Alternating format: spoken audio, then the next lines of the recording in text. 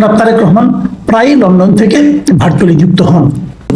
তিনি বলেছেন যে কি করতে হবে, বাংলাদেশের মানুষের গণতন্ত্রের শাসনকে প্রতিষ্ঠিত করতে হবে। বাংলাদেশের মানুষের গণতন্ত্রের শাসন, মানুষের গণতন্ত্রের শাসন জিনিসটা কি? এটা হলো সেই গণতন্ত্রের শাসন যা নাকি সাধারণ মানুষ কায়েম করে। এটা কিভাবে কায়েম করে? ভোটের মাধ্যমে কায়েম করে। প্রত্যেকটা ওয়ার্ড উনি হিসেব করে বলেছেন, এটা আমার ধারণা। তারপরে উনি আবার বলেছেন, কি বলেছেন, যতদিন পর্যন্ত সেই গণতন্ত্রের শাসন প্রতিষ্ঠিত না হবে, মানে যতদিন পর্যন্ত সেই নির্বাচন না হবে, যতদিন পর্যন্ত সেই মানুষের সাধারণ মানুষের যে ভোটাধিকার সেটা প্রতিষ্ঠিত না হবে এবং ভোটাধিকারের মাধ্যমে একটা শাসন প্রতিষ্ঠিত না হবে, যতদিন পর্যন্ত গণতন্ত্রের শাসন প্রতিষ্ঠিত না হবে ততদিন পর্যন্ত আমাদের আন্দোলন অব্যাহত থাকবে। এই যে আন্দোলন অব্যাহত থাকবে, এই তিনটা শব্দ হলো সবচেয়ে গুরুত্বপূর্ণ এবং আমি মনে করি সবচেয়ে ইঙ্গিতপূর্ণ বটে। একটু বলি, আমার অভিমতটা একটু বলি, আপনাদের সঙ্গে শেয়ার করি। আমি তো সব বুঝি তা বলবো না, আপনারা নিশ্চয়ই আপনাদের মতো করে বুঝবেন। আমার আকাঙ্ক্ষা হলো যে আমার যে কি উপলব্ধিটা, এটা আপনারা একটু আপনাদের সঙ্গে মিলিয়ে নেবেন। যতটুকু মিললো না মিললে অসুবিধা নাই, তবু একটু মিলিয়ে নিলে হয় কি সব মিলিয়ে একটা আলোচনা আসতে পারে। আপনাদের মতামত হলে সেটাও আমাকে লিখে জানাবেন, আমরা এটা নিয়ে পরে কথা বলবো। এই যে তিনটা শব্দের কথা বললাম, যে আন্দোলন অব্যাহত থাকবে, আন্দোলনটা কার বিরুদ্ধে? আন্দোলনটা কাদেরকে নিয়ে? হ্যাঁ, এটা বোঝা যায় যে আন্দোলনটা জনগণকে নিয়ে। আন্দোলনটা কার বিরুদ্ধে? অথবা এই সময়ে আন্দোলনটা করতে হচ্ছে কেন? এখন যে সরকারটা আমাদের রাষ্ট্র পরিচালনার দায়িত্ব নিয়েছে, ডক্টর ইউনূসের সরকার, সেই সরকার কিন্তু বিএনপি মোটামুটি নিঃশর্তভাবে সমর্থন দিয়েছে, এখনো দিচ্ছে। তারা এখনো বলে এই সরকারকে আমরা সমর্থন দিই, এখনো বলে। কিন্তু তাহলে আন্দোলন কেন? যদি আপনি সরকারকে সমর্থন দেন, তাহলে তো সরকারই তো আপনার যে চাহিদা, আপনার দলের যে চাহিদা, আপনার দল যে চাহিদাটাকে জনগণের চাহিদা মনে করে, সেই যে চাহিদা, সেই চাহিদা তো এই সরকারের উপলব্ধি করার কথা। তাহলে আন্দোলন করতে হচ্ছে কেন? তাহলে কি বিএনপি মনে করছে যে এই সরকার এখন আর তার দলের চাহিদাকে মূল্যায়ন করছে না? তাহলে কি বিএনপি ভাবছে এদেশের জনগণ যা চায় সেই জিনিসটা এই সরকার আর সেভাবে মূল্যায়ন করছে না, অথবা সরকার উপলব্ধি করতে পারছে না, অথবা সরকার সেটাকে অনার করছে না? কোনটা? যে কোনো একটা হতে পারে। আমি আপনাদের আরেকটা জিনিস মনে করে দিই। তারেক রহমান সাহেবের কথাটা কবে বললেন? দেখুন, গত কয়েকদিন ধরে আমরা দেখে আসছি যে ছাত্ররা একটা রাজনৈতিক দল করবে। এটা মোটামুটি আমরা কিন্তু বিভিন্নভাবে বুঝতেই পারছি, ওরাও ঘোষণা দিয়েছে এবং সেটা হবে ফেব্রুয়ারির মাঝামাঝি, ফেব্রুয়ারির দ্বিতীয় সপ্তাহে। আজকে 5 তারিখ ফেব্রুয়ারি, মানে ফেব্রুয়ারির প্রথম সপ্তাহে আমরা শেষ দিকে আছি। আর দুদিন পর প্রথম সপ্তাহ শেষ হবে, তারপর দ্বিতীয় সপ্তাহ শুরু হবে, 15 তারিখ পর্যন্ত দ্বিতীয় সপ্তাহ চলবে। তাহলে দ্বিতীয় সপ্তাহে অথবা 20 তারিখ, তার মানে আর এই 10 থেকে 15 দিনের মধ্যে ছাত্ররা একটা রাজনৈতিক দল গঠন করবে এবং এই রাজনৈতিক দল সম্পর্কে মোটামুটি আলোচনা হচ্ছে। আজকেও আলোচনা হয়েছে, শুনলাম, আজকেও দেখলাম যে হাসনাত আব্দুল্লাহ কিছু কথাবার্তা বলেছেন, এই দলের কি কাজ হবে না হবে, উনি এইটা প্রেস ব্রিফিং করেছেন, অনেক কিছু হয়েছে, আরো হবে সামনে। এবং আমরা কিছুদিন আগে এটাও শুনেছি যে ডক্টর ইউনূস যুক্তরাজ্যের ফিনান্সিয়াল টাইমস পত্রিকার যে পডকাস্টে অংশ নিয়েছিলেন, সেখানে উনি বলেছিলেন যে উনি নিজেই ছাত্রদেরকে একটা রাজনৈতিক দল করার জন্য উৎসাহ দিয়েছেন, প্ররোচনা দিয়েছেন, অথবা বলেছেন যে তোমরা করো। ছাত্ররা বলেছে আবার করবো, আমাদেরকে তো কেউ চেনে না। উনি উৎসাহ দিয়ে বলেছেন যে তোমাদের দেশের সমস্ত লোক চেনে। তার মানে উনি তাদেরকে রাজনৈতিক দল করতে বলছেন।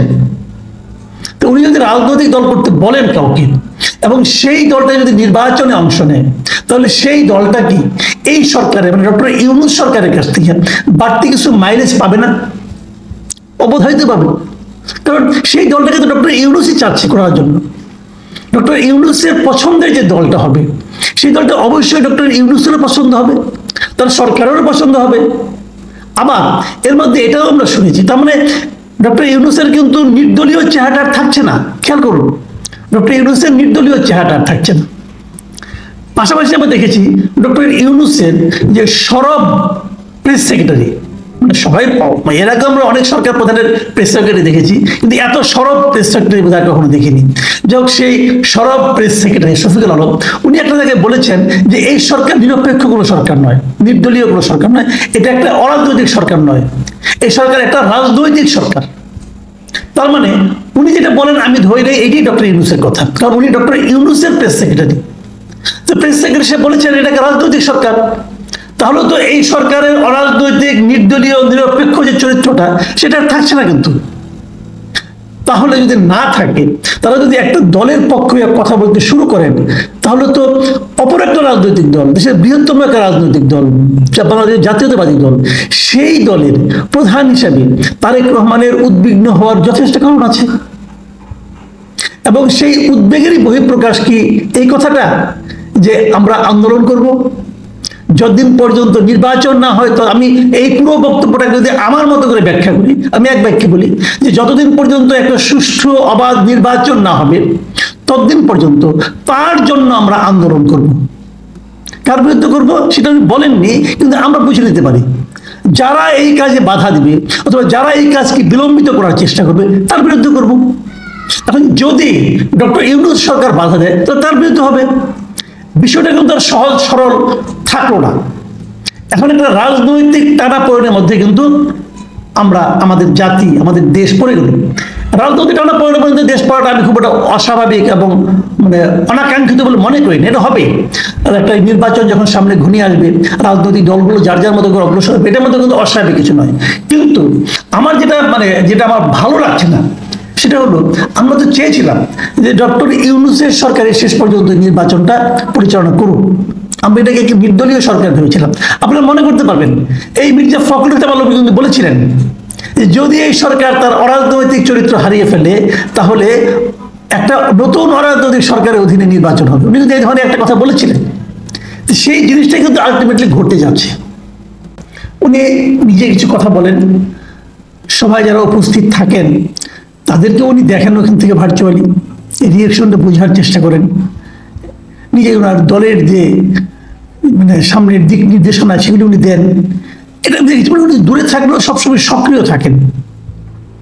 তো আজকেও ছিলেন, আজকে যে কারণে ছিলেন উনি একটা প্রতিষ্ঠানের একটা সংগঠনের উনি প্রধান পৃষ্ঠপোষক। সেই সংগঠনটা হলো আমরা বিএনপি পরিবার, এই সংগঠনের উনি প্রধান পৃষ্ঠপোষক আর কি। সেই সংগঠনের উদ্যোগে ফেনী, নোয়াখালী, লক্ষ্মীপুর এই জেলাগুলোতে জুলাই আগস্ট বিপ্লবে যে ৪৫ জন শহীদ হয়েছিল যারা, এরকম ৪৫টা পরিবারকে এই সংগঠনের পক্ষ থেকে আর্থিক সহায়তা দেওয়া হয়। এবং সেই সঙ্গে আওয়ামী শাসন আমলে র্যাবের গুলিতে নিহত মোহাম্মদ মাসুদের পরিবারকে একটা ঘর উপহার দেওয়া হয়। সেই উপলক্ষে উনি এই অনুষ্ঠানটা হয় এবং সেখানে উনি ভাষণ দেন। তো এই ধরনের ঘটনা তো আমরা বলেছি আগেও যে উনি প্রায় থাকেন। কিন্তু আজকের বিষয়টা আমি কেন আলাপ করছি, আজকে উনি প্রায় লম্বা একটা ভাষণ দিয়েছেন, প্রায় ২০ মিনিটের মতো মনে হলো আমার কাছে। সেই ভাষণে উনি অনেক কথা বলেছেন, কিন্তু একটা কথা আমি এর আগে কখনো শুনেছি বলে মনে করতে পারি না। সেই জিনিসটা কি, আমি আপনাকে ভাষণের ওই অংশটুকু ভিডিও দেখেছি, আমি দেখে ভিডিও থেকে হুবহু আপনাদেরকে পড়ে শোনাই। উনি কি বলেছেন? উনি বলেছেন স্বৈরাচার মুক্ত আন্দোলনের শহীদদের আত্মার যদি যথাযথ মর্যাদা দিতে হয় তাহলে আমাদেরকে বাংলাদেশের মানুষের গণতন্ত্রের শাসনকে প্রতিষ্ঠিত করতে হবে এবং যতদিন পর্যন্ত সেই গণতন্ত্রের শাসন প্রতিষ্ঠিত না হবে ততদিন পর্যন্ত আমাদের আন্দোলন অব্যাহত থাকবে।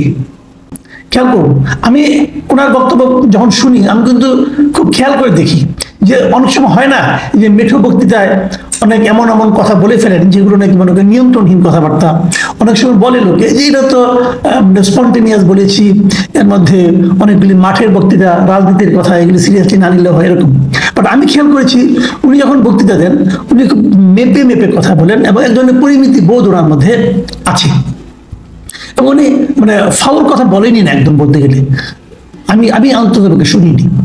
তো উনি খুবই ঠান্ডা মাথার হিসেব নিকেশ করেই বক্তৃতা দেন বলে আমি অন্ততপক্ষে গত কয়েক মাসের বক্তৃতা আমি খুব মন দিয়ে ফলো করছি।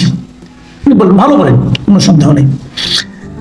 তো এই জন্যই ওনার এই যে দুটো বাক্যকে আমি প্রতিটা ওয়ার্ডে খুব সিরিয়াসলি নিয়েছি। আমি আপনাদেরকে আবার বলি, তাহলে আপনারা ব্যাখ্যাটা আমার